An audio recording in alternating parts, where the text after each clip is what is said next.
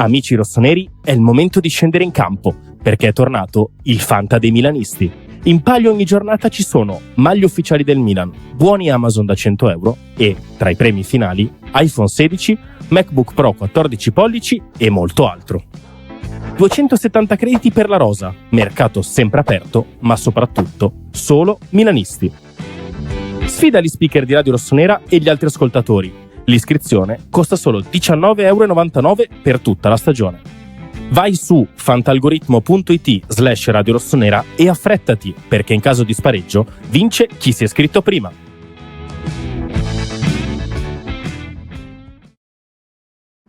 Ben ritrovati amici di Radio Rossonera, ben ritrovati a tutti in questo obbligo di riscatto del 5 agosto del 2025. Buona giornata a tutti, buon martedì. Saluto Beatrice Sarti, ciao Bea. Ciao a tutti, buongiorno. Allora, dobbiamo parlare ovviamente di Ardon Jajari. Insomma, avrete magari già anche letto, visto che la cosa si è un pochino sbloccata ieri nella presera, tarda sera di ieri, insomma, la questione è venuta un pochino più a galla. Dobbiamo darvi qualche novità in merito a questa trattativa giunta ormai al giorno numero 54, che sta andando verso un'altra direzione rispetto a quella delle ultime settimane, ovvero Sì. Ci si parla, si tratta, si inizia a impostare quella che potrebbe essere una risoluzione positiva della vicenda. Non abbiamo ancora un ok definitivo, quindi è inutile fare dei passi avanti così spaventosi per dire è fatta, eccetera. Arrivato il giorno 54, se non sarà 54, sarà 55, la fretta di dire ok, sono stato il primo a dirlo, onestamente non serve. L'importante è che ci siano delle novità, ci sono, e quindi dobbiamo iniziare a raccontarle. Sì, ci sono delle novità perché diciamo rispetto al silenzio del Bruges delle ultime settimane, rispetto a una trattativa che sembrava molto molto fredda, le parti sono tornate a parlare. Poi, come hai detto giustamente tu, la gara, chi lo dice prima, noi non la facciamo, quindi in una trattativa così lunga, così difficile, così complicata, prima di dire fatta, diciamo, anche i dettagli in una trattativa così fanno la differenza, no? In altre trattative magari siamo abituati a dirvi mancano solo i dettagli, qui io il solo non lo metterei, perché in una trattativa così difficile bisogna davvero aspettare che tutte le parti siano d'accordo. Sicuramente l'unica cosa che non è mai cambiata è stata ed è la volontà di Ardon Jajari di vestire la maglia del Milan, che sappiamo ha praticamente rotto col suo club da settimane, non si allena col gruppo e quindi sembra che in questo momento, anche se i dettagli sono difficili da capire perché cosa ha sbloccato la trattativa non è semplice da capire, però sembra che i passi in avanti del Milan, del Bruges, del ragazzo abbiano portato a un dialogo di nuovo costruttivo, ecco. Allora, in effetti sì, ci sono 3 momenti di ieri che hanno un pochino sbloccato la situazione, quindi non è chiusa, definitiva, ma è sbloccata rispetto a qualche settimana fa, qualche giorno fa, quando insomma l'abbiamo raccontato, novità sostanziali non c'erano per il semplice fatto che in questo momento insomma, le società facevano un po' fatica a sbloccare la situazione.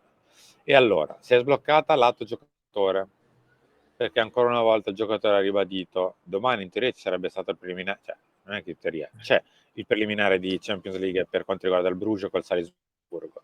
Il giocatore era presente per il Bruges, sarebbe stato presente, non per il giocatore, che ancora una volta ha detto no. E quindi io domani in Champions League non ci sono. Si è chiamato fuori dalla partita e questa presa di posizione ha fatto sì che il Bruges capisse per l'ennesima volta che il giocatore è Milan o Milan. Non ci sono offerte da Premier, non ci sono offerte da Bundes, non ci sono offerte dall'Arabia che tengano. Sì. E quindi per il giocatore è sempre stato Milan o Milan e Milan per lui sarà. Per quanto riguarda invece il Bruges, Bea, si è finalmente deciso a parlare con il Milan, nel senso che ha smesso sia il Milan, ma soprattutto al Bruges, di rispondere mezzo stampa e si è riaperto il canale di discussione tra le due società. E questo ha fatto sì che ci si possa iniziare a trovare più che sulle cifre, sulle modalità dell'offerta.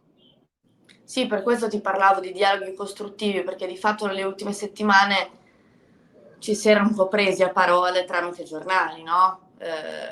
Tare che aveva ribadito che il Milan non avrebbe fatto un'altra offerta, il Bruges che faceva trapelare tramite stampa che non considerava l'offerta del Milan.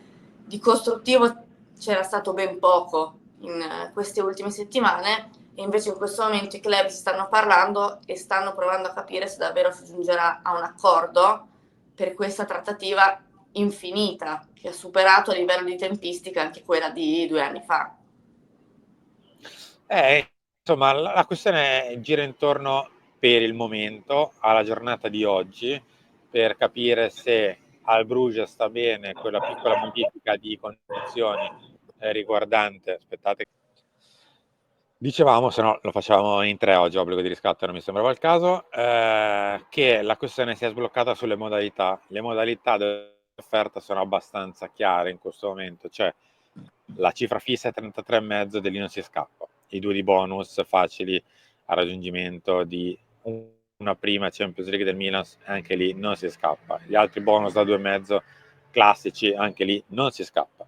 Per offerta totale da 38, e 38 è stata. Il Milan, anche per smuovere le acque e fare un gesto di buona volontà, ha provato a inserire, diciamo così, una modalità diversa di pagamento in più in 5 anni. Insomma, si fa sempre, tanto per dire, che ne so, la Juve per Calulu ci paga in 3 anni, tanto per dirne una, ma insomma quasi tutte le operazioni, soprattutto in un certo livello, non quelle da 7-8 milioni, anche se anche quello ogni tanto si fa, però per dire, si tende sempre a dilazionare il pagamento. Il Milan, invece che dilazionarlo in 5, lo dilazionerebbe in 4 anni, quindi vorrebbe dire che la prima tranche del pagamento per il Bruges è più alta rispetto a quella prevista qualche giorno fa. Il Bruges ha capito che, insomma, il ragazzo non ne ha più, il ragazzo altre offerte non ne ha. Lì è difficile proporlo, perché a questo Sì. punto, dopo la terza partita no, è difficile riproporlo. Quindi oggi, massimo domani, o abbiamo la luce verde o abbiamo la luce verde. Sì. Vi vado a leggere anche un tweet di Thomas Tacche, che abbiamo sempre citato nelle nostre trasmissioni durante l'estate. Scrive: il Club Brugge e il Milan sono tornati in trattativa dopo una settimana di silenzio. Non c'è ancora un accordo su Yashari, ma si stanno prendendo provvedimenti a questo. Si prevede che l'accordo sarà finalizzato. Quindi se anche HLN Sport prevede che l'accordo sarà finalizzato, ve l'abbiamo raccontato Giubilo durante massimo. l'estate. Sì, cioè sono sempre stati molto pessimisti e negativi su questa trattativa, come durante l'estate, cioè non so se vi ricordate gli articoli, ecco, penso di sì che ve li ricordiate. Quindi anche loro prevedono che l'accordo possa essere raggiunto, quindi mi sembra, cioè se lo dicono anche loro, mi sento di dire che siamo un po' avanti, però aspettiamo davvero l'ultimo dettaglio. Esattamente, quindi prima di dire chiusa, aspettiamo che sia chiusa per davvero, ma è in fase di chiusura, diciamo così. Ecco, rispetto a qualche giorno fa, dove insomma, vi raccontavamo di una trattativa che praticamente non c'era la trattativa, ecco, quantomeno adesso c'è una trattativa, nel senso che le due parti si trovano a trovare in un punto di incontro per chiudere la vicenda, e speriamo che sia chiusa, perché onestamente A, il giocatore ne vale la pena, B, il Milan ne ha bisogno, C, siamo arrivati al giorno 54 e quindi bisogna per forza di cose prendere una decisione finale, e sembra proprio che sia una decisione positiva, e speriamo bene per la situazione, visto che insomma, abbiamo bisogno di avere anche del tempo e capire quante risorse per fare il resto. Il resto in questa circostanza riguarda l'altro titolare da inserire nella squadra, perché insomma abbiamo sempre detto che questa squadra ha bisogno di almeno 4 titolari, quindi il giocatore davanti alla difesa, l'altra mezzala, i 2 terzini, per quantomeno chiudere le caselle dei titolari. Poi ovviamente c'è tutto un discorso che riguarda la possibilità di migliorare la rosa. Sono usciti ieri indiscrezioni per il fatto che insomma ci sono ancora offerte per quanto riguarda i nostri centrali. Indovinate un po', ancora Malik Ciao. Perché? Perché è il migliore della rosa, detta papale. E quindi ancora una volta ci sono interessamenti per lui lato Newcastle, in questo caso che sarebbe tornato a bussare. Newcastle che ancora una volta bussa, ma il Milan per ora non aprirebbe davanti a un'offerta ancora più alta rispetto a quella del Como, perché nel mentre Massimiliano Allegri ce l'ha avuto, l'ha allenato e ha detto è bravino. Forse ce lo teniamo. Io spero onestamente Vabbè. io spero che non si arrivi a un'offerta per Ciao, spero che se dovesse arrivare il Milan non la prenda in considerazione, perché non sto vedendo poi delle sostituzioni di livello. Cioè ad oggi togliamo un attimo Yashari, che è un giocatore su cui il Milan punta molto, altrimenti non avrebbe speso quella cifra, che vedremo a San Siro, spero.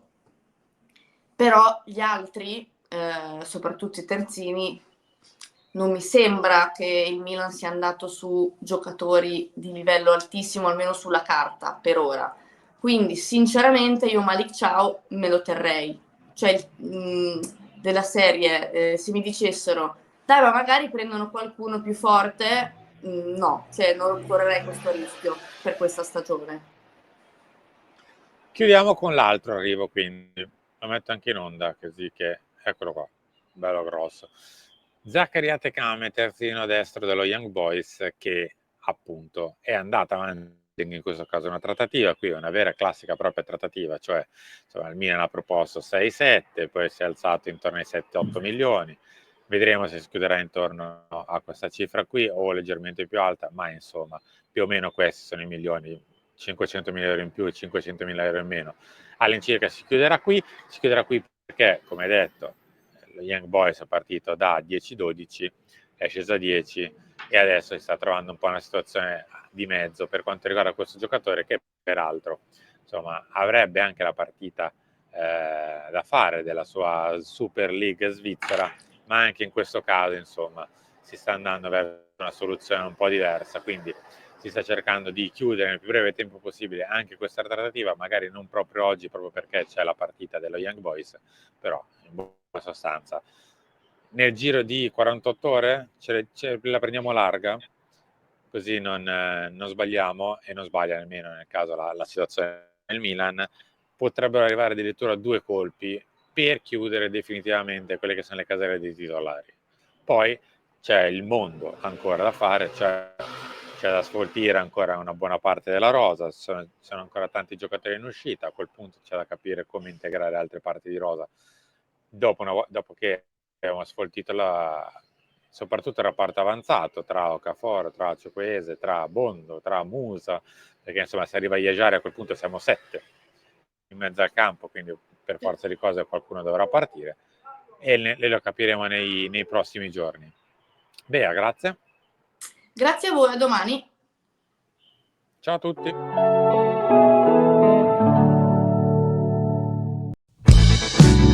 Amici rossoneri, è il momento di scendere in campo, perché è tornato il Fanta dei milanisti. In palio ogni giornata ci sono maglie ufficiali del Milan, buoni Amazon da 100 euro e, tra i premi finali, iPhone 16, MacBook Pro 14 pollici e molto altro. 270 crediti per la rosa, mercato sempre aperto, ma soprattutto solo milanisti. Sfida gli speaker di Radio Rossonera e gli altri ascoltatori. L'iscrizione costa solo 19,99 euro per tutta la stagione. Vai su fantalgoritmo.it/Radio Rossonera e affrettati, perché in caso di spareggio vince chi si è iscritto prima.